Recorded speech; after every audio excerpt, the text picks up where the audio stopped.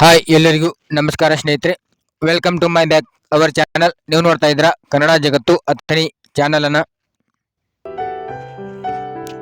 ಇವತ್ತಿನ ವಿಷಯ ಏನಪ್ಪಾ ಅಂತಂದ್ರೆ, ನೋಡಬಹುದಲ್ಲಿ ಗೃಹಲಕ್ಷ್ಮಿ 6ನೇ ಕಂತಿನ ಹಣ ಎಲ್ಲರಿಗೂ ಬಂತ. ಹಾಗಾದ್ರೆ ನೋಡಬಹುದು 7ನೇ ಕಂತಿನ ಹಣ ಬರಬೇಕು ಅಂದ್ರೆ ನೀವು ಈ ಒಂದು ಕೆಲಸನ ಮಾಡಬೇಕಾಗುತ್ತೆ. ಅದು ಏನಪ್ಪಾ ಅಂತಂದ್ರೆ ನೋಡಬಹುದು, ನೀವಾಗ ಲಕ್ಷಾಂತರ ಮಹಿಳೆಯರ ಖಾತೆಗೆ ಕೋಟ್ಯಾಂತರ ರೂಪಾಯಿ ಜಮಾ ಮಾಡಲು ಸರ್ಕಾರ ಪ್ರತಿ ತಿಂಗಳು ಏನಪ್ಪಾ ಅಂತಂದ್ರೆ 2,000 ರೂಪಾಯಿ ಬಿಡುಗಡೆ ಮಾಡ್ತಾ ಇದೆ. ಆದರೆ ಇಷ್ಟೆಲ್ಲ ಮಾಡಿದ್ರು ಕೂಡ ಏನಪ್ಪಾ ಅಂತ ಗೃಹಲಕ್ಷ್ಮಿ ಯೋಜನೆ ಹಣ ಹಲವು ಒಂದು ಮಹಿಳೆಯರ ಖಾತೆಗೆ ಇನ್ನೂ ಬ್ಯಾಂಕ್ ಖಾತೆಗೆ ಸೇರುತ್ತಿಲ್ಲ ಅಂತ ಹೇಳ್ಬೋದು. ಹೌದು, ಇದರಿಂದ ಮಹಿಳಾ ಫಲಾನುಭವಿಗಳಿಗೆ ದೊಡ್ಡ ಸಮಸ್ಯೆ ಆಗಿದೆ ಅಂತ ಹೇಳ್ಬೋದು. ಅಷ್ಟೇ ಅಲ್ಲ, ಕಾರಣಾಂತರಗಳಿಂದ ಏನಪ್ಪಾ ಅಂತಂದ್ರೆ ಇಂತಹ ಫಲಾನುಭವಿಗಳು ಮಹಿಳೆಯರ ಖಾತೆಗೆ ಏನಪ್ಪಾ ಅಂತಂದ್ರೆ ಹಣ ಕೂಡ ವರ್ಗಾವಣೆ ಆಗುತ್ತಿಲ್ಲ ಎಂಬ ಆತಂಕವು ಕೂಡ ಈಗಾಗಲೇ ಸರ್ಕಾರಕ್ಕಿದೆ. ಇನ್ನು ಗೃಹಲಕ್ಷ್ಮಿ ಯೋಜನೆಯ ಪ್ರತಿ ಕಂತಿನ ಹಣವನ್ನು ಅರ್ಹ ಮತ್ತು ಫಲಾನುಭವಿ ಮಹಿಳೆಯರ ಖಾತೆಗೆ ಜಮಾ ಮಾಡಬೇಕು ಎಂಬ ಕಾರಣಕ್ಕೆ ಏನಪ್ಪಾ ಅಂದರೆ ಸರ್ಕಾರ ವಿಭಿನ್ನ ಏನಪ್ಪಾ ಕೈಗೊಂಡಿರುವುದಂತ ಸುಳ್ಳಲ್ಲ. ಇನ್ನು ನಿಮ್ಮ ಒಂದು ಬ್ಯಾಂಕ್ ಖಾತೆಗೆ ಆಧಾರ್ ಶೀಡ್ ಆಗಿದ್ದರೆ, ನಿಮ್ಮ ಒಂದು ಪಡಿತರ ಚೀಟಿ ಏನಪ್ಪಾ ಅಂದ್ರೆ KYC ಆಗಿದ್ದರೆ ನಿಮಗೆ ಯಾವುದೇ ಮಿಸ್ ಇಲ್ಲದೆ ಏನಪ್ಪಾ ಅಂತಂದ್ರೆ ನಿಮ್ಮ ಒಂದು ಬ್ಯಾಂಕ್ ಖಾತೆಗೆ ಹಣ ಜಮಾ ಆಗಲಿದೆ ಎಂದು ಕೂಡ ಹೇಳಲಾಗಿತ್ತು. ಆದರೆ ಈ ಕೆಲಸವನ್ನು ಮಾಡಿದ ಮಹಿಳೆಯರ ಒಂದು ಖಾತೆಗೆ ಹಣ ಕೂಡ ಏನು ಜಮಾ ಆಗಿಲ್ಲ. ಇದಕ್ಕಾಗಿ ಸರ್ಕಾರ ಏನಪ್ಪಾ ಅಂತಂದ್ರೆ ಗ್ರಾಮ ಪಂಚಾಯತಿ ವ್ಯಾಪ್ತಿಯಲ್ಲಿ ಏನಪ್ಪಾ ಅಂತಂದ್ರೆ ಗೃಹಲಕ್ಷ್ಮಿ ಅದಾಲತ್ ಯೋಜನೆ ಅಥವಾ ಆಶಾ ಕಾರ್ಯಕರ್ತೆಯರು ಏನಪ್ಪಾ ಅಂದ್ರೆ ಹಾಗೂ ಅಂಗನವಾಡಿ ಕಾರ್ಯಕರ್ತೆಯರಿಗೆ ಹಣ ಜಮಾ ಆಗದಿರುವ ಫಲಾನುಭವಿ ಮಹಿಳೆಯರನ್ನು ಗುರುತಿಸಿ ಅವರ ಒಂದು ಖಾತೆಗೆ ಇರುವ ಒಂದು ಸಮಸ್ಯೆ ಬಗೆಹರಿಸುವಂತೆ ಆದೇಶಿಸಿದರು. ಆದರೆ ಇಷ್ಟೆಲ್ಲ ಮಾಡಿದ್ರು ಕೂಡ ಸರ್ವರ್ ಸಮಸ್ಯೆಯಿಂದ ಮತ್ತೆ ಏನಪ್ಪಾ ಅಂತಂದ್ರೆ ಮಹಿಳೆಯರ ಒಂದು ಬ್ಯಾಂಕ್ ಖಾತೆಗೆ ಹಣ ಜಮಾ ಆಗೋದ್ರಲ್ಲಿ ವಿಳಂಬ ಆಗ್ತಾ ಇತ್ತು. ಇನ್ನು ಇಷ್ಟೆಲ್ಲ ಸಮಸ್ಯೆಗಳ ಹೊರತಾಗಿ ಈಗ ಮಹಿಳೆಯರ ಒಂದು ಖಾತೆಗೆ ಹಣ ಜಮಾ ಆಗದಿರುವುದಕ್ಕೆ ಇನ್ನೊಂದು ಕಾರಣವಿದೆ.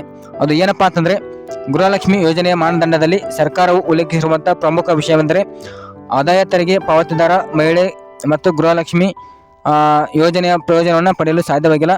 ಆದರೆ ಈ ಒಂದು ಮಾನದಂಡವನ್ನು ನಿರ್ಲಕ್ಷಿಸಿ ಏನಪ್ಪಾ ಅಂತಂದ್ರೆ ಲಕ್ಷಾಂತರ ಮಹಿಳೆಯರು ಅರ್ಜಿಯನ್ನು ಕೂಡ ಸಲ್ಲಿಸಿದ್ದಾರೆ.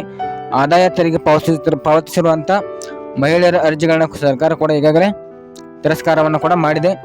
ಇನ್ನು ಅರ್ಜಿಗಳನ್ನ ತಿರಸ್ಕರಿಸುವ ಸಮಯದಲ್ಲಿ 20 ರಿಂದ 30 ಸಾವಿರ ಅರ್ಹ ಮಹಿಳೆಯರು ಏನಪ್ಪಾ ಅಂತಂದರೆ ಅರ್ಜಿಗಳನ್ನ ಕೂಡ ಈಗಾಗಲೇ ತಿರಸ್ಕರಿಸಲಾಗಿದೆ.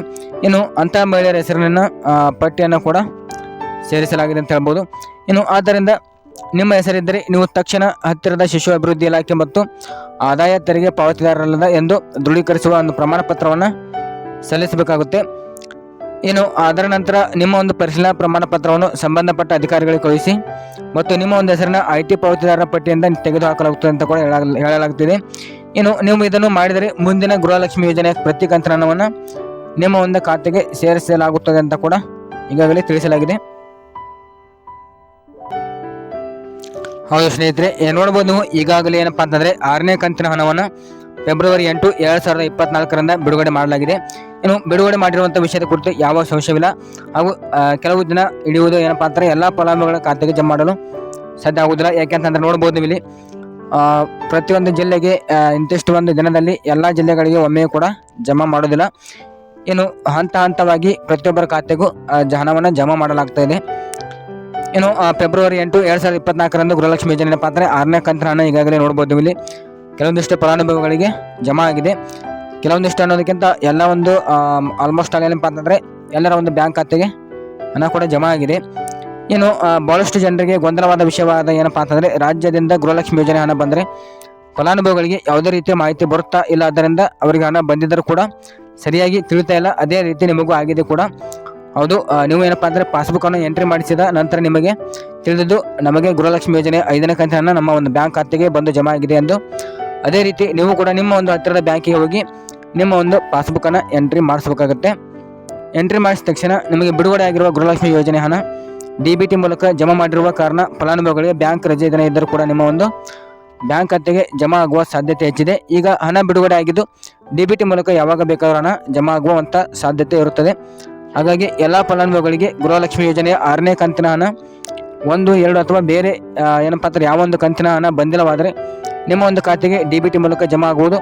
ಎಲ್ಲರೂ ಸಮಾಧಾನವಾಗಿದ್ದು ನಿಮ್ಮ ಒಂದು ಹಣ ಬರುವವರೆಗೆ ಏನಪ್ಪಾ ಅಂದರೆ ಕಾಯಬೇಕಾಗುತ್ತೆ. ಓಕೆ, ನೋಡಿದ್ರಲ್ಲ ಸ್ನೇಹಿತರೆ, ಈ ಒಂದು ಇಷ್ಟೆಲ್ಲ ಒಂದು ಪ್ರೊಸೆಸ್ ಇದ್ದರೆ ನಿಮ್ಮ ಒಂದು ಬ್ಯಾಂಕ್ ಖಾತೆಗೆ ಗೃಹಲಕ್ಷ್ಮಿ ಯೋಜನೆಯ ಒಂದು 7ನೇ ಕಂತಿನ ಹಣ ಜಮಾ ಆಗುತ್ತದೆ. ಓಕೆ, ಈ ಒಂದು ವಿಡಿಯೋ ನಿಮಗೆ ಇಷ್ಟ ಆಯಿತು ಅಂತ ಅನ್ಕೋತೀನಿ. ಇಷ್ಟ ಆದರೆ ಹಾಗೆ ನಿಮ್ಮ ಒಂದು ಸ್ನೇಹಿತರಿಗೆ ಏನಪ್ಪಾ ಅಂದ್ರೆ ಈ ಒಂದು ವಿಡಿಯೋನ ಶೇರ್ ಮಾಡಿ ಅಂತ ಹೇಳ್ತಾ, ಹಾಗೆ ಲೈಕ್ ಮಾಡಿ ಕಮೆಂಟ್ ಮಾಡಿ ಅಂತ ಹೇಳ್ತಾ ಈ ಒಂದು ವಿಡಿಯೋನ ಇಲ್ಲಿಗೆ ಎಂಡ್ ಮಾಡ್ತಾ ಇದ್ದೀನಿ.